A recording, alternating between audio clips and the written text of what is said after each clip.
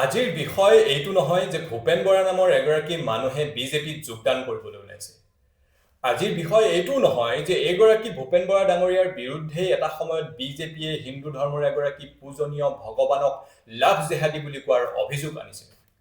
আজিৰ বিষয় এইটো নহয় যে এইগৰাকী ভূপেন বৰা ডাঙৰীয়াই মাত্ৰ কিছুদিন আগতে গাড়ীৰ ওপৰৰ পৰা অসমীয়া মহিলাসকলক উদ্দেশ্যি অশ্লীল ইংগিত দিছিলে আৰু সেই কথাটো একেবাৰে জঘন্য বুলি ব্যাখ্যা কৰি অসমৰ মুখ্যমন্ত্ৰী ডাঙৰীয়াই নিজেই ভূপেন বৰা ডাঙৰীয়াৰ বিৰুদ্ধে গোচৰ ৰুজু কৰিবলৈ নিৰ্দেশ দিছিলে। আজিৰ বিষয় এইটোও নহয় যে এইগৰাকী ভূপেন বৰা ডাঙৰীয়াই মাত্ৰ দুদিন আগতে লখিমপুৰ মেডিকেল কলেজলৈ গৈ মহিলাৰ গাত হাত দিছিলে। আজিৰ বিষয় এইটো নহয় যে এইগৰাকী ভূপেন বৰা ডাঙৰীয়াই যোৱা ৩২টা বছৰে এটা ৰাজনৈতিক আদৰ্শত থাকি কাম কাজ কৰি এৰাতিৰ ভিতৰতে তাৰ সম্পূৰ্ণ বিপৰীত মেৰুত অৱস্থান কৰা এটা ৰাজনৈতিক আদৰ্শ, যিটো ৰাজনৈতিক আদৰ্শক ভূপেন বৰা ডাঙৰীয়াই প্ৰতিদিনেই সাম্প্ৰদায়িক আৰু বিভাজনকামী বুলি অভিহিত কৰি আহিছিলে, সেই ৰাজনৈতিক আদৰ্শটোলৈ ঢাপলি মেলিবলৈ ওলাইছে, ঢাপলি মেলিছে। আজিৰ বিষয় এইটোও নহয় যে কোনোবাই বহুদিন বিধানসভাৰ মজিয়াত প্ৰৱেশ কৰিব পৰা নাই, কাৰোবাৰ ল'ৰা ছোৱালী ডাঙৰ হৈ আহিছে, তেওঁলোকৰ ভৱিষ্যতৰ কথা আছে, নিজৰ ব্যক্তিগত স্বাৰ্থৰ কথা ভাবি কোনোবাই সম্পূৰ্ণ আদৰ্শৰ বিপৰীতে গৈ জাপ মাৰি অইন এটা দলত যোগদান কৰিবলৈ ওলাইছে। আজিৰ বিষয় সেইটোও নহয়। আজিৰ বিষয়টো হ'ল ক্ষমতাকে সৰ্বস্ব বুলি ভবা, মন্ত্ৰিত্ব আৰু বিধায়ক হোৱাই জীৱনৰ শেষ লক্ষ্য বুলি ভবা এইসকল নেতাই অসমৰ উঠি অহা নৱপ্ৰজন্মলৈ কি বাৰ্তা পঠিয়াবলৈ বিচাৰিছে?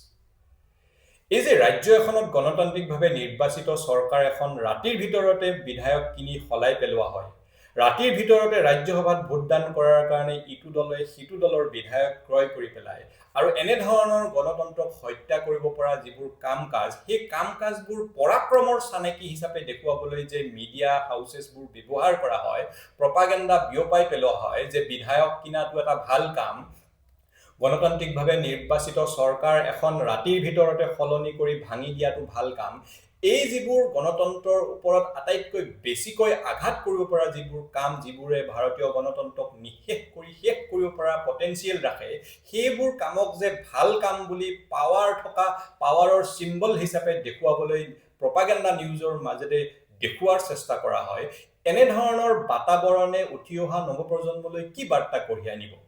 যে আপুনি ৩০ বছৰ নহয় ৩০০ বছৰ থাকক, ক্ষমতাই সৰ্বস্ব, মন্ত্ৰী বিধায়ক বা MP হোৱাই শেষ কথা, গতিকে আদৰ্শ বুলি কোনো ধৰণৰ কথা নাই, কোনো ধৰণৰ ইটো সিটো নাই, মানুহৰ যেতিয়াই প্ৰয়োজন হয়, ব্যক্তিগত স্বাৰ্থ যেতিয়াই আহি পৰে, তেতিয়াই মানুহে দল সলাই দিব পাৰে, তেতিয়াই মানুহে ক্ষমতাৰ স্বাৰ্থত যিকোনো কাম কৰিব পাৰে।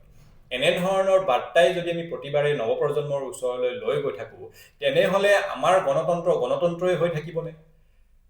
এই কথাবোৰ ভাবি চাবলৈ হ'ল, বিশেষকৈ আমাৰ উঠি অহা অসমৰ নৱপ্ৰজন্মই এই কথাবোৰ ভাবিবৰ হ'ল আৰু এই কথাবোৰ বিশ্লেষণ কৰিবলৈ হ'ল। ধন্যবাদ। জয়